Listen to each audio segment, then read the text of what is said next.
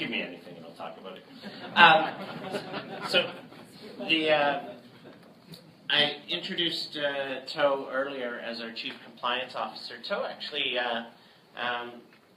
like Sunhag, like Eberhard, To has a brilliant 36-year career in giant corporations, and started with Mobil and ended with ExxonMobil. Oversaw 5 countries, mergers and acquisitions, project management related to the M&A activity, and To is going to add a huge amount of value in compliance, regulatory, and within our network side of things, and so really going to assist us in making sure that we can develop the guidelines and rules so that we actually have an environment, much like we want to be regulated at the regulatory level in the government. We need to know what the rules are so that we can adhere to them and get along. And so I'd love, To, for you to come up and say a few words now.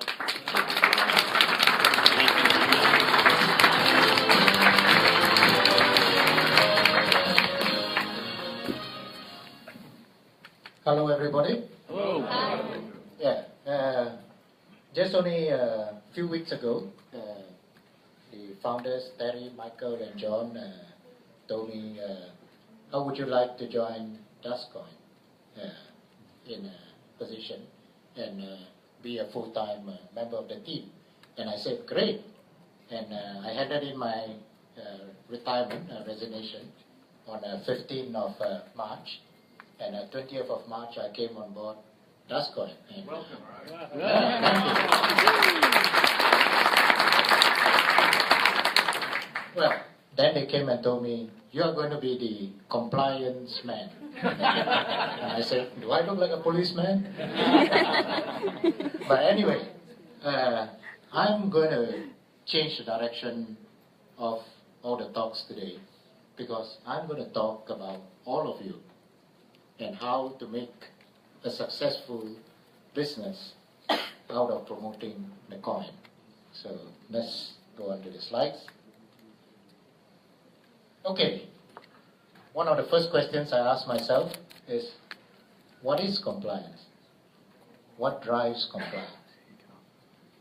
And I think the easy answer to that is, we have to comply with all the rules of the country.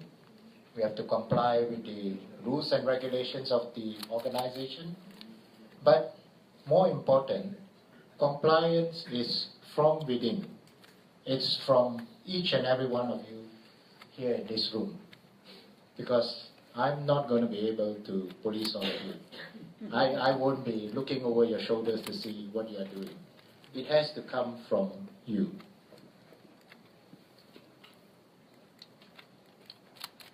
And what drives compliance? Ethics. Ethics is the driver of compliance. We cannot pretend to comply with all the rules and regulations if we are not ethical. If every one of us is not an ethical person, compliance will be a difficult job. Now, why do we need to be ethical?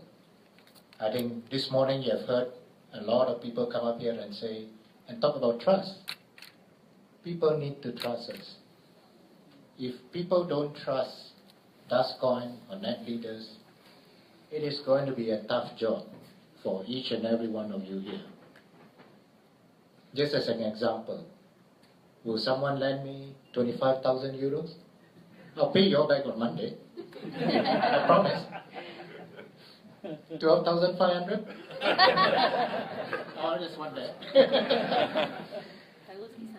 When we sit across from a prospect, what we are asking for from them is for them to part with some of their money, whether it's a president's package, or whether it's 12,500, or whether it's even 100 euros. We are asking them to trust us.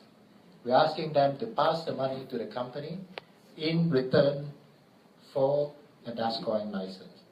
So each and every one of you, if we are not an ethical company, and Michael has said it, we are only as good as the weakest link.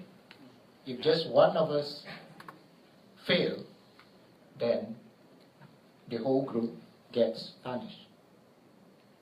So moving on to my next chart. We need to create a group culture because we can't do it by ourselves. Every one of us, the whole group of us, all the 20,000 licensees, all the 20,000 people that are holding a license, we need to propagate this culture of being ethical, of being able to be trusted by the public. So we need to have a good culture. And put it this way, all of us are on the same boat. And it doesn't take much to sink the boat. Drill a hole and all of us are in trouble. And there will be people who will take shortcuts.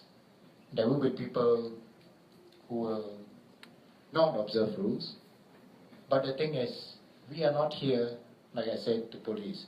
We are here to persuade that each and every one of you to form a culture that is trustworthy. And if you ask the management expert, how do you generate a culture? It's very simple. To generate a culture, you only need 3 C's. And the 3 C's is not China. The 3 C's are, the first one is you have to have clarity. Each one of you have to believe and have to be ethical and have to trust. Each one of you. There's no doubt on the clarity of the message. Next is communication. When you get back to your own countries, when you get back to your downline, communicate to them the importance of a trusting culture. And finally, commitment. I don't want any of you to get out of this room and forget about what you have heard. You got to live it, you got to breathe it, and you got to preach it. So those are the 3 C's. Remember them, because they are critical for us to form a culture that can be trusted. All of you here, that is, I think, your most important task currently. I mean, besides marketing, you have to create this culture. It's all up to us. No one will do it for us. Good culture versus a bad culture. I think we all know what the benefits of a good culture is. Makes it easier for us to market, makes it easier for DASCOIN to be accepted. Bad culture, I think just now you heard, Volkswagen is an example of a good company, but due to a few errant engineers, they got a bad reputation. I mean, they were devising devices to beat the emission system. When the wheels are not turning, the emission systems meet all the government compliance. When the wheels turn, they generate 40 times more pollution than before, and they hope to get away with it. But look what happened. They brought the whole company down. The other one, BP, the Mokondo offshore rig, they took shortcuts. And not everybody, just a few people in the company took shortcuts. The rig blew up. Today, 11 people are missing, not found. They spilled 4.9 million barrels into the sea, and it's not being cleaned up. Large plumes of oil on the seabed. The damage done is immeasurable. They lost about 40 over billion US dollars just because of a few people. They were charged with gross negligence by the courts.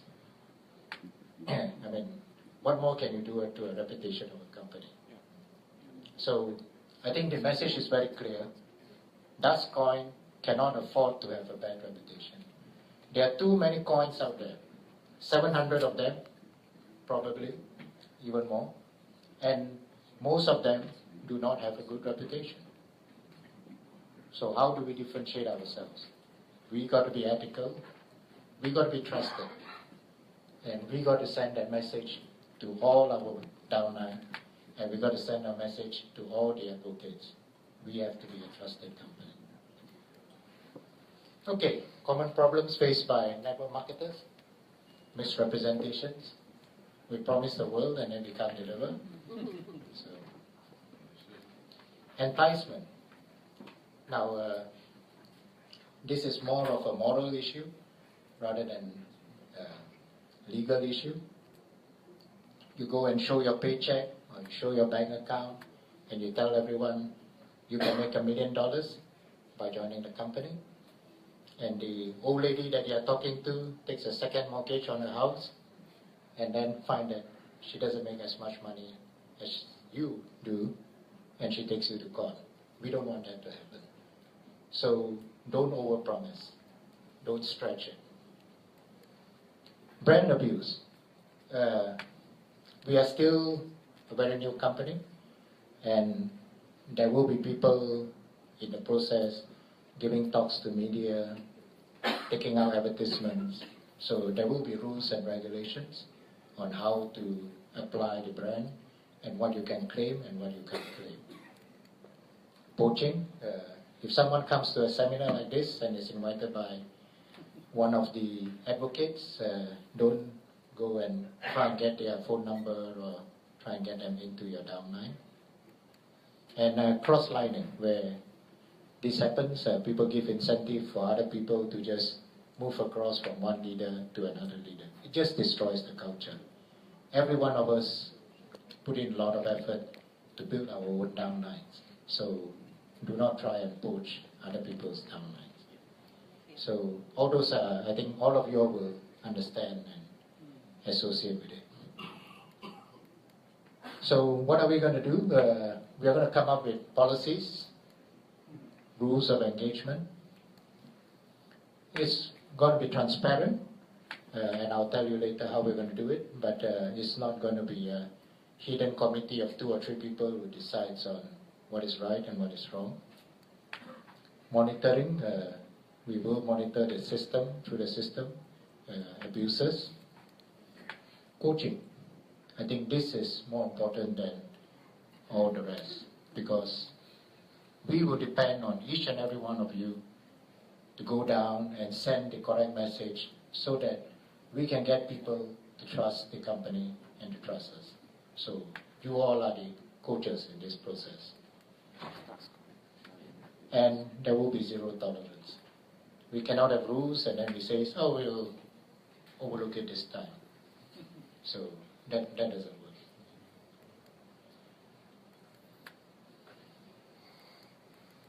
Oops, repeated everything. Yeah, there will be a rule of 3. There will be warning letters sent out by our lawyers. Fines will be imposed for infringements. Termination if it's a serious offense.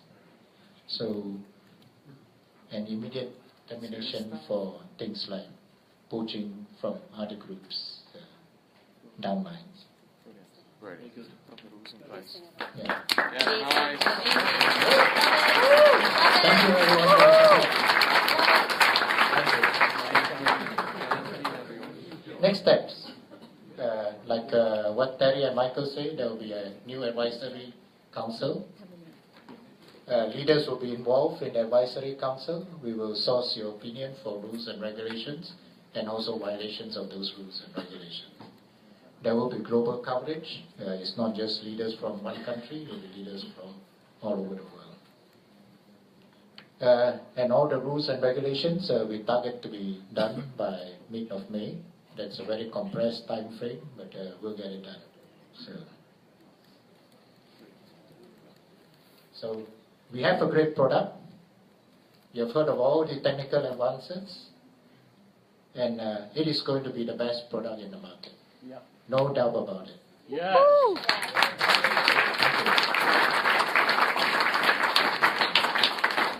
And to enhance the great product, we are going to have a great culture.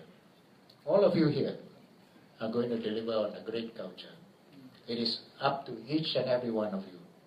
Every one of you, I look forward to it, for all of you to form a company that can be trusted in the industry, to differentiate us from all the other currencies that are out there. We need to be that company. and everyone would have great success. Yes. Yes.